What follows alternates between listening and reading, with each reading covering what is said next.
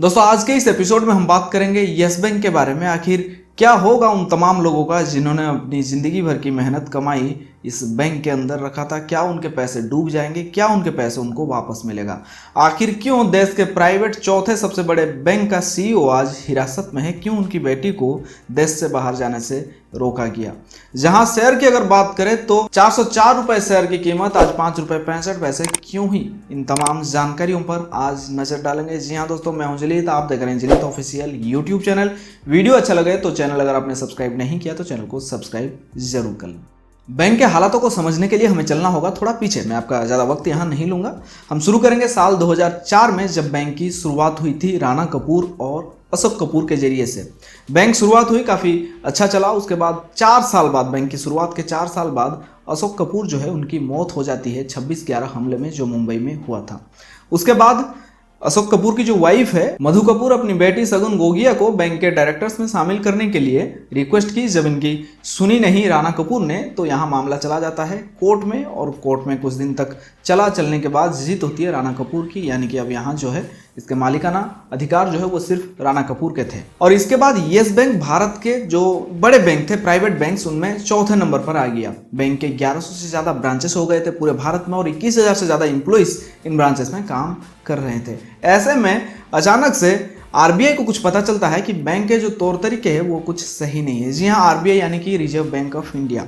तो यहाँ पे मैं आपको बता दूं आपकी जानकारी के लिए दोस्तों, जैसे कि होता है ना, घर में एक बड़ा होता है कि छोटे कर क्या रहे हैं उन पर नज़र रखने के लिए, ठीक है। ऐसे ही टेलीकॉम मार्केट की अगर बात करें तो ट्राई होता है, telecom regulatory authority of India.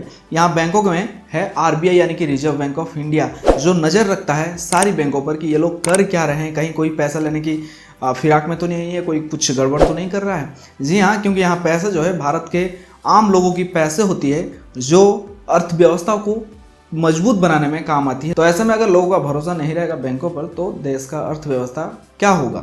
तो इसलिए आरबीआई जो है नज़र रखती है इन बैंकों पर। तो यहाँ क्या हुआ, यस बैंक ने बहुत सारी चीज़ें, बहुत सारी ऐसे काम किए थे जो टर्म एंड कंडीशन के खिलाफ थे, जो नियम के विरुद्ध थे आरबीआई के। यानी कि आरबीआई का एक लंबा चौड़ा नियम होता है। कोई भी, अगर आप चाहे तो अपना भी बैंक बना सकते हो, उसके लिए वो जो नियम है उनको मानना पड़ेगा, एक्सेप्ट करना होगा, तो आप बना सकते हो। तो यहाँ जो कुछ नियम थे उनको इन्होंने तोड़ दिया था। जी हाँ, बहुत सारी ऐसी कंपनियां थी जिनको लोन बाकी सारे बैंकों ने नहीं दिया, लेकिन उनको यस बैंक ने दिया। अगर इन कंपनियों की मैं बात करूं तो यहाँ पे नाम है अनिल अंबानी का Reliance group, Jet Airways, DHFL, IL&FS, Cafe Coffee Day, Cox and Kings के साथ में कई सारे और भी कंपनियां हैं जिनको बैंक ने आरबीआई के खिलाफ, आरबीआई के नियमों के खिलाफ जाकर लोन दिया था। ये सारी बातें आरबीआई से छुपाया गया था। ये जो कंपनियां हैं, इंटरेस्ट यानी कि ब्याज छोड़ो, प्रिंसिपल अमाउंट तक वापस नहीं किया, यानी कि मूल राशि तक वापस नहीं किया। एक दिलचस्प बात आपको बताना चाहूंगा, विजय माल्या की किंगफिशर में बहुत सारे बैंकों ने अपना पैसे लगाए थे, यानी कि लोन में पैसे दिए थे, जिनमें शामिल था यस बैंक। यहाँ कई सारे बैंकों के पैसे डूब गए, तो यस बैंक ने नए नए तरकीबें आजमाकर अपनी पैसों को निकालने में काफ़ी हद तक कामयाब रहा। लेकिन ये जो तरकीबें हैं वो शायद हर कंपनी के साथ में यस बैंक का साथ नहीं दिया। अगर शेयर की बात करें तो अगस्त 2019 में यस बैंक के एक शेयर का कीमत था 404 रुपये, जो 7 महीने बाद यानी कि 6 मार्च को, जिनका कीमत, एक शेयर का कीमत हो गया था 5 रुपये 65 पैसे, यानी कि 85% का गिरावट यहाँ पे साफ नजर आ रहा था। ये सब कुछ पॉसिबल नहीं था अगर आरबीआई को शक नहीं होता यस बैंक के एक्टिविटीज़ पर।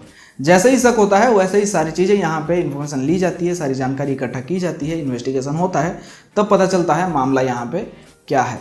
जैसे ही पता चलता है वैसे ही समुद्र महल, जहां घर है राणा कपूर का, यहाँ ईडी यानी कि इन्फोर्समेंट डायरेक्टरेट का रेड पड़ता है और राणा कपूर को हिरासत में लिया जाता है और 11 मार्च तक कस्टडी में रखा जाएगा। इसी समुद्र महल के अंदर बंगला था नीरव मोदी का भी। अब बात करते हैं लोगों के पैसों का क्या होगा। तो मेरे हिसाब से पैसे नहीं डूबेंगे, क्योंकि यहाँ पे आरबीआई और फाइनेंस मिनिस्टर दोनों ने ही कहा है कि लोगों के पैसे नहीं डूबेंगे। हाँ, कुछ दिनों के लिए परेशानी हो सकती है, लेकिन पैसे नहीं डूबेंगे। तो यहाँ ये निकल रहा है कि लोगों के पैसे तो नहीं डूबेंगे, लेकिन भरोसा का क्या, जो धीरे धीरे कमजोर हो रहा है इन बैंकों को लेकर के। पहले पीएमसी, फिर अब यस बैंक। तो कहीं ना कहीं मुझे लगता है कि बैंकों को अपने नियम पर, आरबीआई को यहाँ पे स्ट्रिक्टली एक्शंस लेने होंगे, तभी जो हमारे पैसे हैं वो सेफ रहेंगे, वरना लोग वो दिन दूर नहीं जब अपने पैसों को अपने घर में ही रखेंगे। तो दोस्तों मुझे उम्मीद है आपको ये सारी चीज़ें मैंने क्लियर किया है। अगर वीडियो अच्छा लगे तो वीडियो को लाइक करें, इस जानकारी को दूसरों तक पहुंचाने के लिए वीडियो को शेयर करें। अगर आपका बैंक है यहाँ पीएमसी में तो प्लीज़ कॉमेंट करके ज़रूर बताएं, और आप पर क्या बीत रही है आप अपनी दास्तां भी बयां कर सकते हैं कॉमेंट में। और अगर आप इस चैनल को सब्सक्राइब नहीं किए हो तो चैनल सब्सक्राइब करके बेल नोटिफिकेशन को ऑन करना। फिलहाल चलता हूँ, फिर मिलूंगा एक और नई जानकारी के साथ। तब तक के लिए टेक केयर, बाय बाय।